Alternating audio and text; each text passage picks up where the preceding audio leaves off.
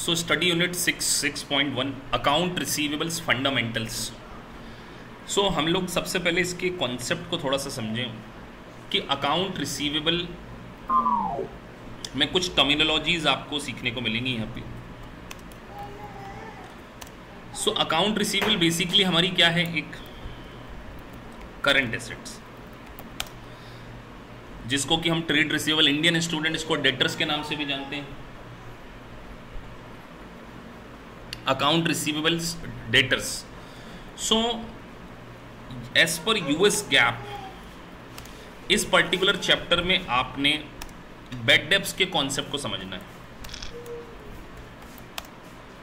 सो सबसे पहले क्योंकि यूएस गैप है तो बैड डेब्ट्स का कॉन्सेप्ट यहाँ पे थोड़ा सा कंप्लीटली, मतलब आईएफआरएस और यहाँ पर थोड़ा सा तरीका डिफरेंट है बस, बाकी इम्पैक्ट अल्टीमेटली वही जाएगा। और पहली बात, यूएस गैप में इसको बैड डेब्ट्स की जगह क्रेडिट लॉस बोला जाता है। क्या बोला जाता है? Credit loss. दूसरी बात,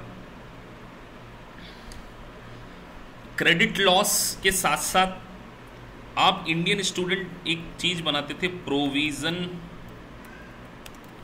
फॉर डाउटफुल डेब्ट्स। जिसको यहां पर हम क्या बोलेंगे, एज पर यूएस गैप क्या बोलेंगे? As per US GAAP allowances, allowances for credit loss. तो मैं आप लोगों से थोड़ा सा बेसिक पूछने की कोशिश करता हूं कि आप दोनों में डिफरेंशिएट कैसे करते हैं। अलाउंसेस वर्सेस क्रेडिट लॉस में बेसिक डिफरेंट क्या है?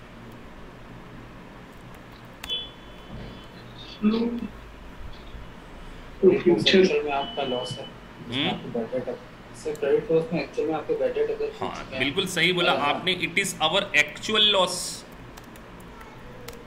और ये हमारा है एस्टिमेटेड। सो यहाँ पर हमें इसकी अकाउंटिंग को भी समझना पड़ेगा कि सर एस्टिमेटेड लॉस और एक्चुअल लॉस में किस तरीके से हम डिफरेंशिएट करें, क्योंकि यूएससीपीए में यहाँ पर आपको क्वेश्चन बहुत अच्छे अच्छे देखने को मिलेंगे। भले ही ये कॉन्सेप्ट आपने अपनी 12th क्लास में पढ़ लिया हो, if I am not wrong, आपने 12th क्लास में account receivable, debtors, provision for doubtful डेब्ट सब पढ़ा हुआ है, लेकिन फिर भी स्टूडेंट्स गलतियाँ कर जाते हैं क्योंकि कई बार टर्मिनोलॉजी को अच्छे से नहीं समझ रहे हैं, इस कारण थोड़ी सी मिस्टेक्स हो जाती है। सो हम अब एक कॉन्सेप्ट को यहाँ पे डिस्कस करने वाले हैं कि सर ये क्रेडिट लॉस और तो यूएस गैप के पॉइंट ऑफ व्यू से बात करें तो यूएस गैप जो है वो इस क्रेडिट लॉसेस के लिए एक मेथड जिसका नाम है एस्टिमेटेड लॉस मेथड, इसी को परमिट करता है। एज पर यूएस गैप आपको अलाउंसेस मेथड को ही क्या करनी है, अलाउंसेस मेथड को ही फॉलो करना है। ठीक है सर, अलाउंसेस मेथड को हम फॉलो कर लेंगे। तो सबसे पहले स्टार्ट करते हैं एक छोटे से एग्जांपल से।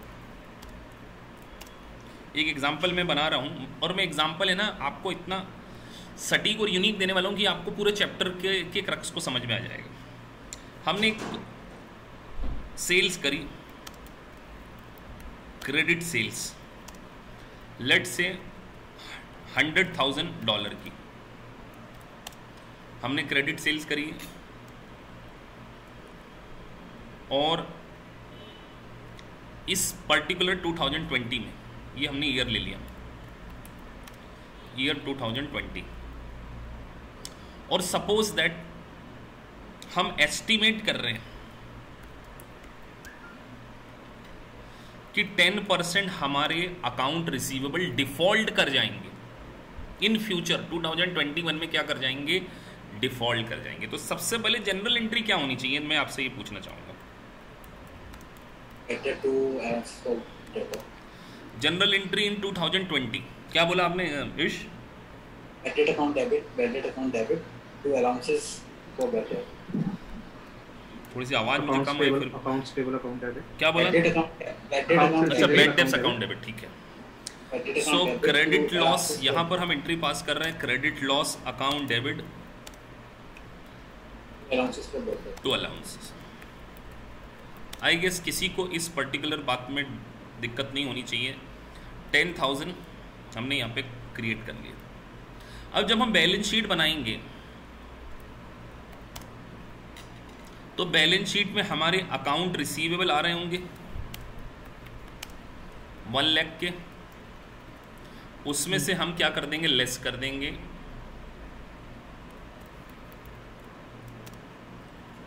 इस अलाउंसेस को, है ना। सो अलाउंसेस हमने 10,000 लेस कर दिया और 90,000 हम दिखा रहे हैं, ठीक है। ये 2020 मेरा बताने का पर्पस ये था ताकि मैं आपको 2021 की अकाउंटिंग को थोड़ा सा करेक्ट मैनर में समझा सकूं। अब हम आ जाते हैं 2021 में। मान के चलिए 2021 में मेरी क्रेडिट सेल्स फिर से होती है। यहाँ मैं $150,000 की सेल्स ले लेता हूँ। ओपनिंग ईयर मुझे कितना लिखना चाहिए यहाँ पे, 1 लाख की 90,000, मुझे बताइए। 90,000 लिखाएंगे और एक मेरा बैलेंस आ जाएगा अलाउंसेस फॉर क्रेडिट लॉस, क्योंकि लेजर में वो बैलेंस शीट का प्रेजेंटेशन है। लेजर में 2 सेपरेट अकाउंट चल रहे हैं। लेजर और बैलेंस शीट एक अलग कॉन्सेप्ट होता है। लेजर में तो आपके अलाउंसेस फॉर क्रेडिट लॉस का अकाउंट अलग से चल रहा है। तो सर इसमें से जो हमने लेस किया अकाउंट रिसीवेबल में से, लेस नहीं किया बेटा, बैलेंस हम शीट में इसको लायबिलिटी में नहीं शो कर सकते हम अलाउंस? नहीं, वो इंडियन स्टूडेंट करते हैं, वो हम लोग 11-12 में कर लेते हैं, यहाँ ऐसे नहीं करना है।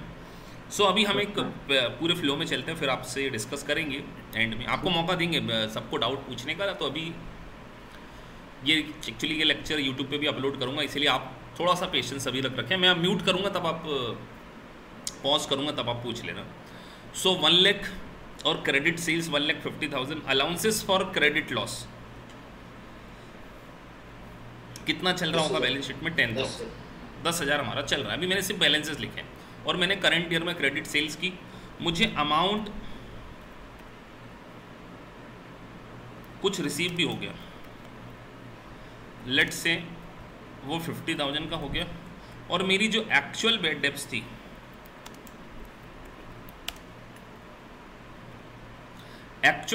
थी वो लेट से मेरी 12,500 हो गई, और मैं क्लोजिंग बैलेंस के ऊपर इस बार 12% की एक्सपेक्ट कर रहा हूँ कि मेरा अलाउंसेस जो मुझे बनाना है वो मुझे 12% मुझे बनाना है। अब मुझे इस पूरे पर्टिकुलर ट्रांजैक्शन की अकाउंटिंग करनी है। तो सबसे पहले मैं आप लोगों से पूछता हूँ, एक मौका देता हूँ कि प्रॉफिट एंड लॉस अकाउंट, जिसको कि यूएस गैप में नेट इनकम बोलते हैं, इनकम स्टेटमेंट में कितना डेबिट करना चाहिए मुझे, एक्सपेंडिचर कितना चार्ज करना चाहिए? सर 2,500 का बैड डेट हो जाएगा जो एडिशनल हो गया अलाउंसेस के अलावा, और उसके बाद क्लोजिंग बैलेंस का 12% एक एडिशनल एक होगा। बस अमाउंट बता दो आप। अमाउंट सर 1 लाख अमाउंट सभी को कैलकुलेट करना है। देखिए सभी लोग अमाउंट कैलकुलेट जरूर करें और अपने अपने अमाउंट मुझे बताएं। 36,500 36,500 एक आंसर आया है इनकम स्टेटमेंट में। 36,500 होना चाहिए सर। 26 26,500 ठीक है।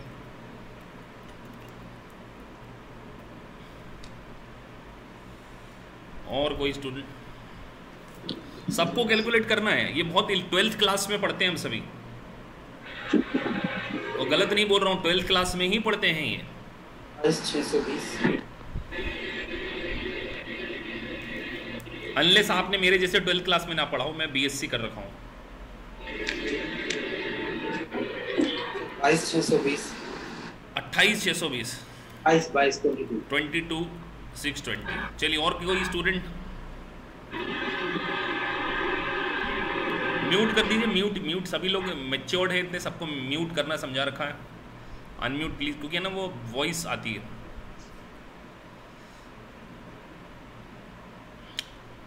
$22,620 2 स्टूडेंट का आया, बाकी सब आफरीन आप बताओ।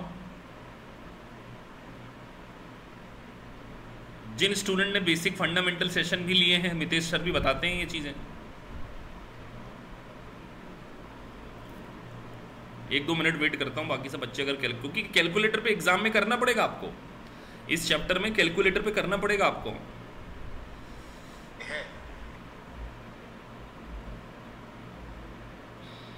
विनय पाल तुम बताओ, तुम तो सीए इंटर का फर्स्ट ग्रुप पास हो ना? तुमने सीए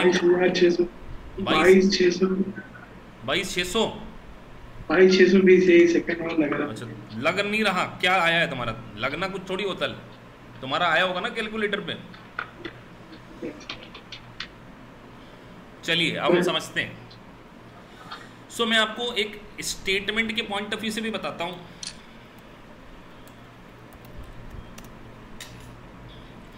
और एक अकाउंट बनाकर भी बताता हूं। 22,500 होगा मैंने कैलकुलेशन की। सो अकाउंट बना लेते हैं हम। किसका? सबसे पहले हम अकाउंट बना रहे हैं अलाउंसेस का। अलाउंसेस का 500।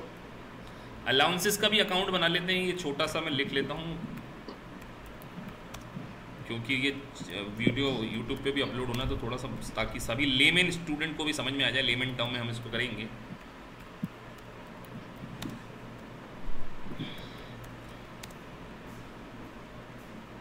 तो अलाउंसेस का क्रेडिट बैलेंस हम यहाँ लिख लेते हैं बाई बैलेंस ब्रॉट डाउन। सबसे पहले हम 2021 का बना रहे हैं, तो हमें पता है कि हमारा अलाउंसेस का अकाउंट चल रहा होगा 10,000।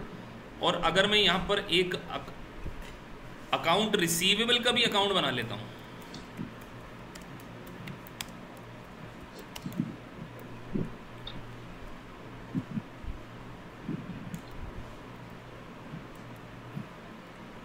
तो अकाउंट रिसीवेबल का बैलेंस कितना है मेरा?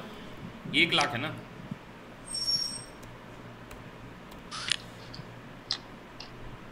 तो यहाँ टू बैलेंस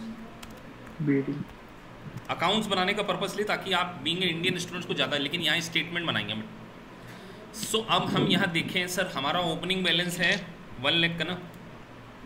उसके बाद हमने कुछ सेल्स करी, 2 क्रेडिट सेल्स, तो सेल्स लिख देते हैं यहाँ पे।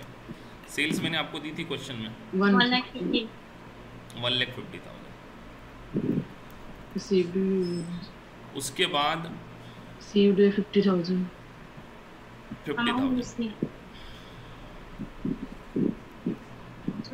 सो बाई कैश कितना लिखा था मैंने?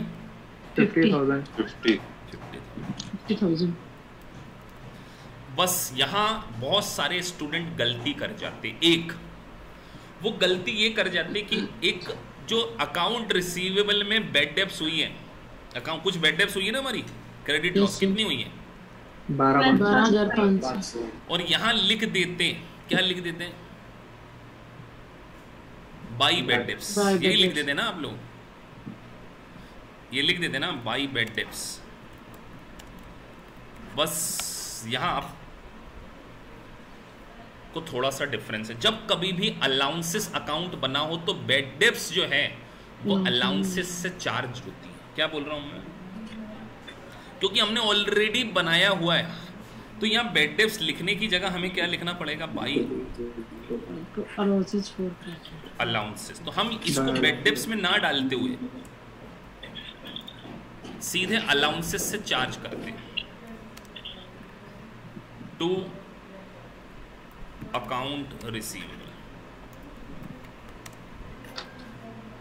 12,500। ठीक है सर। तो यहाँ हमारा कैश क्लोजिंग बैलेंस बच जाता कुछ, कितना बच जाता सर? यहाँ प्लस कर लेते हैं 1,50,000 माइनस कितना 62,500, ये बैलेंस बच जाता 180। और इसी के ऊपर हमें क्लोजिंग बैलेंस रखना है टू बैलेंस। अब इसके ऊपर कितना परसेंट रखना है हमें? 87 का 12% बोला था ना मैंने। 12%, 22,500। तो 22,500 तो मुझे क्लोजिंग रखना है। तो अल्टीमेटली मेरा जो इनकम स्टेटमेंट से चार्ज होगा वो कितना होगा?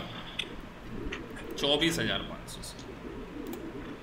इनकम स्टेटमेंट से मैं कितना डेबिट करूंगा? बस यहाँ आपके आंसर में गलत आ जाता है। अगर आपने जो 22,500 बोला ना, इनकम स्टेटमेंट से मैं कितना चार्ज करूंगा? लॉजिक सिंपल है, कि सर हमने एक्सपेक्ट किया था 10,000, हमारी बेड डेप्स हो गई 12,500, तो 2,500 तो शॉर्टेज पड़ गई हमें। 25,000 नहीं हुए हैं। प्लस माइनस मैंने ठीक किया ना? नहीं प्लस सर, माइनस देख लेना, मैंने प्लस माइनस ध्यान नहीं रखा। नहीं सर 25,000 आएगा। हाँ जो भी 25,000 प्लस, ये 25,000 ठीक है ना? तो इनकम स्टेटमेंट में मैं 25,000 से डेबिट करूंगा। सिंपल लॉजिक सर, 2,500 तो पिछले साल की कम पड़ गई, एक्सपेक्ट किया था 10,000, लेकिन हमने एक्चुअल में हुआ तो 2,500, तो जो पिछले साल एक्सपेक्ट किया था वही चेंज इन अकाउंटिंग एस्टिमेट आप पढ़ के आ रहे हैं। 10,000 की जगह ये एस्टिमेट चेंज हो गया, 12,500 पे पहुंच गया। तो ये प्रोस्पेक्टिव इंप्लीकेशन 2,500 का, प्लस अगले साल के लिए कितना, तो इनकम स्टेटमेंट में टोटल कितना होगा, 25,000 से डेबिट होगा। सो भले ही आप यूएससीपीए के स्टूडेंट्स हैं, लेकिन कई बार ये छोटी टर्मिनोलॉजी में आप गलतियां कर सकते हैं। तो एक बात ध्यान रखिए, जब आप अलाउंसेस अकाउंट बनाएंगे तो बेड डेप्ट जो है वो किस अकाउंट से चार्ज की जाएगी हमेशा? Allowances for AR। नहीं, एआर से तो खत्म करना ही पड़ेगा, अच्छा यहां से हम चार्ज करेंगे। जो हमने लिखा है ना, ये चार्ज किया हमने अलाउंसेस से। अलाउंसेस अकाउंट से हमने इसको क्या किया है, चार्ज किया है। तो जनरल एंट्री क्या हो गई इसकी, मतलब सर अगर अलाउंसेस बना है तो अलाउंसेस अकाउंट डेबिट, बस यहाँ क्योंकि जनरल एंट्री भी पूछते हैं ना वो, तो एमसीक्यू में allowances account debit to account. तो इतनी सारी जो भूमिका मुझे बनानी पड़ी वो सिर्फ ये समझाने के लिए, मैं स्ट्रेट फॉरवर्ड भी समझा सकता था। इंडिया में भी तो ऐसे करते हैं, वापस प्रोविजनल अकाउंट डेबिट करके डेटर क्रेडिट कर देते हैं।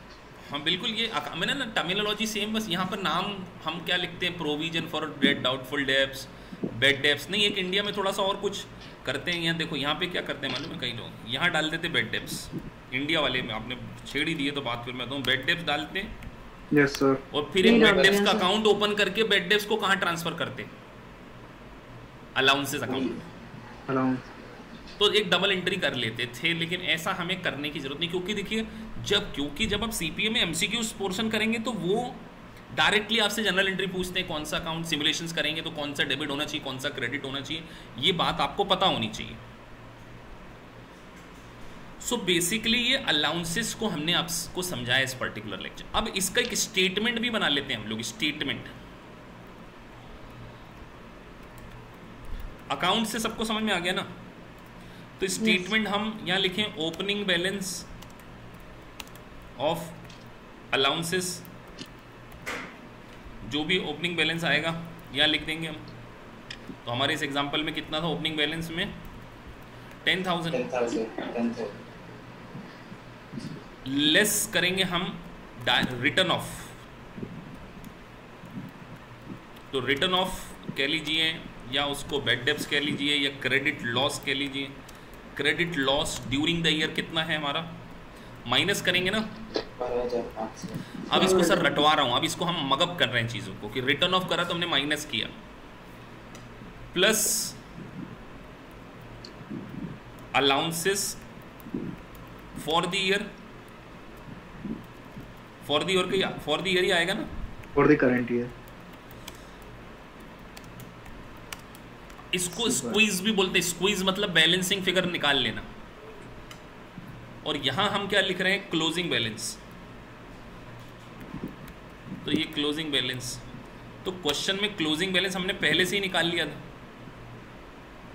कितना निकाला था यहाँ पे हमने, 22,500। 22,500। तो ये प्लस माइनस करेंगे, सो कितना आ जाएगा, 25। तो आप इसको करके देख लीजिए, प्लस माइनस वही आता है ना, 22,500। सो स्टेटमेंट आपको कौन सा सरल तरीका सरल लग रहा है? यही तरीका सरल है। देखा जाए सरल तो दोनों ही आपको, लेकिन अकाउंट्स के इम्पैक्ट दोनों पता होना चाहिए। अब मैं यहाँ पे एक छोटी सी एलिमेंट और डाल रहा हूँ, छोटा सा एलिमेंट और डाल रहा हूँ। मान के चलिए आपको जो क्रेडिट लॉस प्रीवियस ईयर में हो चुका था वो रिकवर्ड हो जाता है। What should be the general entry? और इस स्टेटमेंट में उसका क्या इम्पैक्ट होना चाहिए, मैंने आप सबको चांस दिया, सोच के बोलना। मान के चलिए यहां पर मैं सब कुछ चेंज कर रहा हूं क्योंकि cash to bad debt account, credit loss Cash to जो credit रिकवर loss. हो जाता, Cash इस to credit loss. स्टेटमेंट में इसका क्या इम्पैक्ट होगा। Cash to credit loss account. थोड़ा सा अमाउंट और कम कर देते हैं ताकि कुछ गड़बड़ ना हो जाए। 1000 से मैंने कम कर दिया। यहाँ पर क्लोजिंग बैलेंस पर पहुंचने के लिए, अब क्लोजिंग बैलेंस पर पहुंचने के लिए क्लोजिंग बैलेंस तो दिया है, इसमें क्या इम्पैक्ट आता। लेस करेंगे सर ऐड हुआ 26 आएगा अलाउंसेस कि 24 आएगा कि सर यही आएगा। क्वेश्चन 3 है आपके सामने, एमसीक्यू रखा हुआ है, समझ लो। 24,000 आएगा। इस पे क्यों फर्क पड़ेगा आपको? सर फर्क नहीं पड़ेगा सर, बस मैं यही तो आप लोगों से पूछना चाह रहा हूँ। 25 रहेगा पड़ेगा, अलाउंसेस पे तो कोई फर्क नहीं है। अलाउंसेस पे कोई फर्क नहीं पड़ेगा, बस यही ध्यान रखना है कि अलाउंसेस पे भी इसका फर्क पड़ेगा। इसको हम क्या कर देंगे, यहाँ पे ऐड कर देंगे। अभी इसका लॉजिक हम आपको बताएंगे।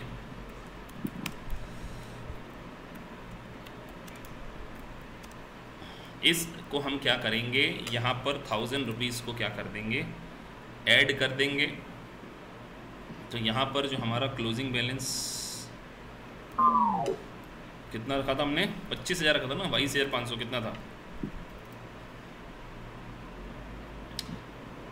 जो प्रीवियसली रिटर्न ऑफ हो गया था वो आपके अकाउंट रिसीवेबल में से तो क्या हो चुका होगा, हट चुका होगा। पीछे सोचो 2020 में जो 1,000 रुपये हम राइट ऑफ कर चुके थे, राइट ऑफ आप कहाँ से करते थे, ये अलाउंसेस से राइट ऑफ करते थे। तो रिकवर हुआ तो इसमें क्यों नहीं जोड़ोगे, मुझे बताओ। जब आपने रिटर्न ऑफ कर दिया इसमें से और वो कैश में आ गया, सर कैश अकाउंट डेबिट, तो इस अलाउंसेस में ऐड क्यों नहीं करोगे? क्योंकि हमने अलाउंसेस भी तो खत्म कर दिए थे ना। नहीं, अलाउंसेस हमने पूरे कहाँ खत्म कर दिए, ये कैसे कह सकते हो कि हमने अलाउंसेस पूरे खत्म कर दिए। स्पेसिफिक डेटर को हम लॉस, जनरली इंडिया वाले स्टूडेंट इसको ऐसे कर लेते हैं, कैश अकाउंट डेबिट तो बैड डेट्स रिकवरी। अरे तो बात तो वही पड़ी है, अल्टीमेटली रिकवर हो गए, फिर सर उसको प्रोविजन में क्यों दिखाएंगे? मींस रिकवरी मैं यूएस गैप को समझाना चाह रहा हूँ, थोड़ा सा पेशेंस रखना पड़ेगा। बेड डेप्स रिकवरी, यहाँ हमने बेड डेप्स रिकवरी डाल दिया 1000 रुपये। अल्टीमेटली रिकवरी कहाँ जाती, income statement. Sir income statement ये तो अपना प्रॉफिट होता है एक तरह से। आप लोग फिर बहस कर रहे हो, मेरे को समझाने तो दो यार, मैं लेट मी फिनिश तो करने दो ना। अभी आप इंडियन स्टूडेंट हो क्या, आप यूएस के गैप को समझना पड़ेगा, तो थोड़ा पेशेंस रखना पड़ेगा आप लोगों को। मैंने क्या बोला कि अभी cash account debit to bad debts recovery ultimately कहाँ जाती है, इनकम स्टेटमेंट। और ये जो अलाउंसेस है ये कहाँ गया है, ये कहाँ जाता है, इनकम स्टेटमेंट। तो इनकम स्टेटमेंट में कम से डेबिट हुआ तो नेट इम्पैक्ट तो वही पड़ा ना। अल्टीमेटली आप ये सोचो कि बेड डेप्स रिकवरी को आप क्या करते, यहां डालते। अभी मेरे इस एग्जांपल में कितना आया था, चलो 25,000 आया था ना, यहाँ 25,000 लिखा था ना आप लोगों ने पहले। तो अल्टीमेटली नेट इनकम स्टेटमेंट में एक्सपेंडिचर कितना डेबिट किया आपने, 25,000, और इनकम रिकवरी कितनी मान ली, तो नेट इसमें कितना डेबिट किया है, 24। तो यहाँ पे भी तो वही आ रहा है। अब पेट पर ऐड करना फॉर्मूला, अरे वही आएगा, कितना था यहाँ 22,500, 24 ही आएगा। सो आप लॉजिक सोचो कि बेड डेप्स को आप इनकम में ले जा रहे थे, लेकिन यूएस गैप का ये स्टेटमेंट के पॉइंट ऑफ व्यू से अगर हम देखेंगे तो स्टेटमेंट बनाते समय आपको प्रीवियस रिटर्न ऑफ को क्या कर देना है, प्लस कर देना, और नेट रिटर्न ऑफ आपको यहाँ पे कितनी बुक करना है। तो कई बार आपसे ऐसे क्वेश्चन पूछे जाएंगे कि नेट रिटर्न ऑफ कितनी होगी, तो which will be 11,500। So 10,000 opening balance था सर, रिटर्न ऑफ किया, उसमें से 1,000 रिकवर हो गया, तो नेट रिटर्न ऑफ कितना है 11,500। तो अलाउंसेस मेरा कितना बनेगा 24। आप एज ए IFRS में या इंडियन अकाउंटिंग स्टैंडर्ड में हम क्या करते थे, इसको यहाँ नहीं डालते, यहाँ से हटा देते, और आप अलाउंसेस कितना बनाते, 25,000 बनाते। और ये अलाउंसेस जो आपने ड्यूरिंग द ईयर बनाया, ये भी तो अल्टीमेटली इनकम स्टेटमेंट में डेबिट किया है और इसको इनकम मान लिया। तो अल्टीमेटली सर नेट समझ में आ गया। तो यही तो इसलिए मैं बोल रहा हूँ थोड़ा सा पेशेंस रखो और चीज़ें बिल्कुल समझ में आएंगी। तो ये एक डिफरेंशिएशन है यूएस गैप में और आईएफआरएस के प्रेजेंटेशन में, क्योंकि हमें एग्जाम भी पास करनी है। तो सिमुलेशंस में जब सेल्स आएंगी, जब आप सिमुलेशन सॉल्व करते हैं तो आपको ये चीज़ें भी क्या करनी पड़ेंगी, ध्यान रखनी पड़ेगी। अब मैं आप लोगों के डाउट्स लेता हूँ, आप मेरे से पूछो। सो इस तरीके से हमने पूरे अलाउंसेस को अंडरस्टैंड किया। तो आपको ये स्टेटमेंट फॉलो करके चलना है। जब कभी भी आपने स्टेटमेंट फॉलो करना है, sir opening balance of allowances, return of को माइनस कर दीजिए, प्रीवियसली रिटर्न ऑफ को ऐड कर दीजिए और यहाँ रखिए क्लोजिंग बैलेंस, और इसको बोलते हैं स्क्वीज। क्या बोलते हैं? Balancing figure. Indian student balancing figure के नाम से जानते हैं। आपको टर्मिनोलॉजी स्क्वीज वर्ड देखने को मिल सकती कि ये स्क्वीज क्या होता है। तो स्क्वीज अल्टीमेटली एक डिफरेंस ही है कि आप इस तरीके से बैलेंसिंग फिगर निकल के अलाउंसेस फॉर द ईयर का क्या कर सकते हैं, कैलकुलेट कर सकते हैं। तो ये एक छोटा सा वीडियो तो सीपीए वाले स्टूडेंट और स्पेसिफिकली यूएससीए में सभी सिलेबस में ये है, तो इसको आप अपने रेफरेंस के लिए रख सकते हैं। अब मैं टॉपिक स्टार्ट कर रहा हूँ।